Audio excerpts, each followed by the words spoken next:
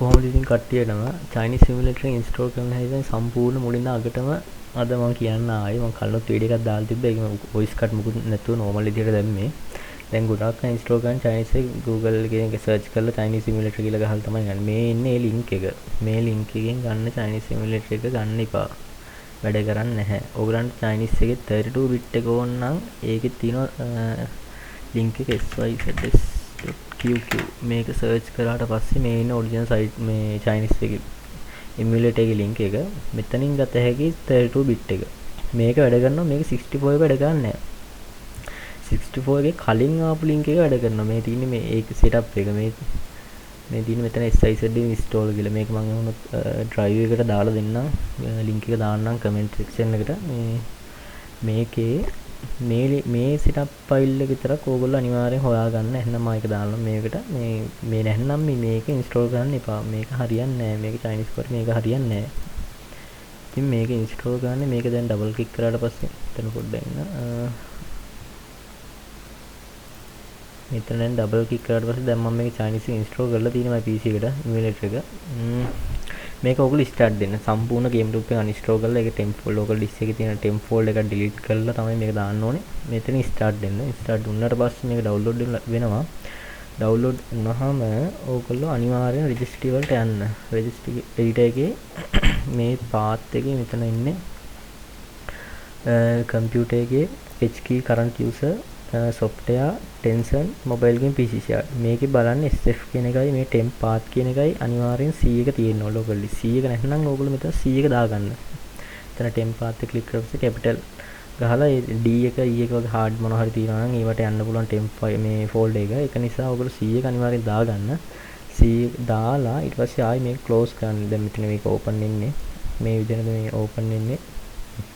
install කරාට පස්සේ මේක අනිවාර්යෙන් ඕගොල්ලෝ මේ close කරන්න. සම්පූර්ණ මෙතනොත් මේ right click කරලා quit දීලා ඊට පස්සේ ආයෙ මේක මේ desktop එකේ මේ icon එකෙන් double click කරලා මේ open කරනවා. open කරලා මෙතන QQ කියලා search කරන්න. search bar එකේ. ඊටසේ එන්නේ penguin ඉන්න icon එකේ තියෙන මේ app එකක් එනවා. මේ app එක ඕගොල්ලෝ install කරන්න. මේක මෙතන click කරන් තියෙන්නේ. ඒක install වෙනවා.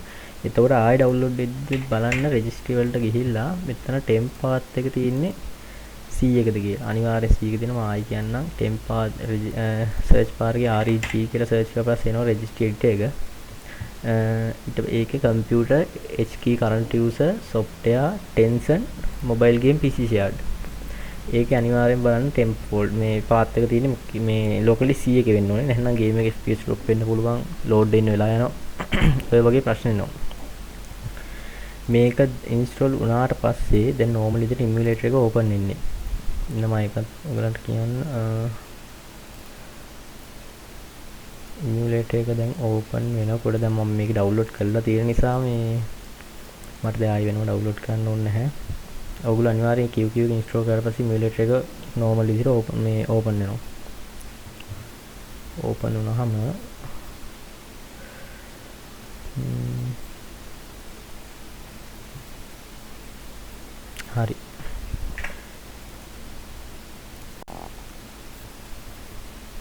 හරි open වුණා. මෙන්න මේ විදිහට තමයි එන්නේ. ඊට පස්සේ එතන back වෙන්න තියෙනවානේ මේ back වෙන එක මේක double click කරන්න. ඊට පස්සේ back වෙනවා. ඊට පස්සේ F9 click කරන්න. F9 ඔයගොල්ලෝ setting වලට ගිහිල්ලා මේක යන්න මම Chinese අකුරෙන් තමයි ගොඩක්ම තියෙන්නේ. මේක යන්න ඕනේ මේ මෙන්න මේ icon එක බලාගන්න. මේ logo වගේ icon එක තියෙන මේ icon එක click කරලා මේක මේ මෙතන පළවෙනි එක එන්න ඕනේ. ඒකෙන් ඔයගොල්ලෝ මේ මෙතන අන්තිම add language ගිහිල්ලා මෙතන English දාගන්න පුළුවන් ඔයගලන්ට. මේ ඉංග්‍රීසි දාලා මේක සේව් කරලා මෙතනින් මේක මෙහෙම උඩට ඇද්දාම හරි. මේ ඉතින් ඒතකොට ඉංග්‍රීසි වලට emulator එක මාරු වෙනවා. ඊට පස්සේ ආයෙ මෙතනින් back වෙන්න. back වෙලා මෙතන browser එකේ search කරන්න FX file explorer කියලා. මේ ඉතින් මේ site එක ගන්න ඕනේ අනිවාර්යයෙන්ම. මේ මම search කරන විදිහටම ඕගොල්ලෝ search කරන්න මේක.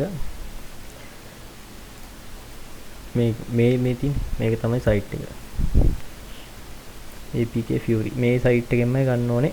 අනිවාර්යෙන් මේක download කරගන්න. download කරලා ඉවරලා ඔයගොල්ලෝ Google Chrome එකේ හරි ඔයගොල්ලෝ යන browser එකේ ආයෙත් PUBG mobile කියලා search කරලා මේ තියෙන pubgmobile.com එක මේකේ තියෙනවා APK එක ගන්න. APK එක ඩවුන්ලෝඩ් කරන්න මෙතන මේක රයිට් ක්ලික් කරලා හරි මේ නිකන් ක්ලික් කරත් ඇති 1.2 ඩවුන්ලෝඩ් වෙනවා මෙතන 1.3 තියෙනවා GB. ඒක ඩවුන්ලෝඩ් වුණාට පස්සේ ඕගොල්ලෝ ඒක කොපි කරලා ඕගොල්ලෝ ඒක දාන්න ඕනේ local disk C එකේ temp folder එකේ TX game download mobile game PC shared එක ඇතුලේ new folder එකක් හදාගන්න. මේ තියෙන මම කලින් හදපු new folder එක. මේ තියෙන එකට මම game එක දාලා දිනවා. copy කරලා මේකට paste කරන්න. paste කරලා මේක install කරනවානේ. මේක install කරලා ඉවරනාට පස්සේ මෙතන පෙන්නනවා. ඊට පස්සේ FX එකට ගිහිල්ලා system data share one new folder. මේ තියෙනවා game එක. මෙතන system install එකෙන් අපිට game එක install කරන්න පුළුවන්. ඊට පස්සේ install වුණාට පස්සේ open කරන්න යන්න එපා. open කරන්න බෑ. ආයි back වෙන්න. සම්පූර්ණ back වෙලා ඔයගොල්ලෝ close කරන emulator එක.